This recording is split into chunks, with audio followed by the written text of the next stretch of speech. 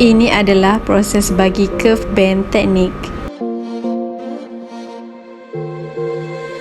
Antara prosesnya, kita akan meletakkan gam kayu dahulu dan pasang pada dinding yang berbentuk kerf.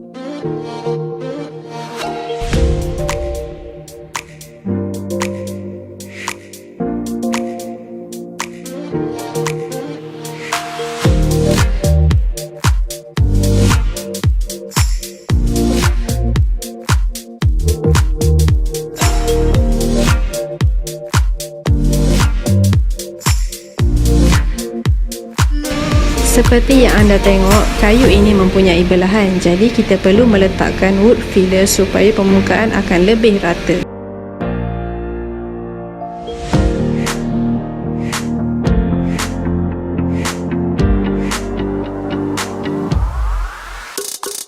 Bagi menutup celah antara kayu dan dinding, kita perlu meletakkan gap filler.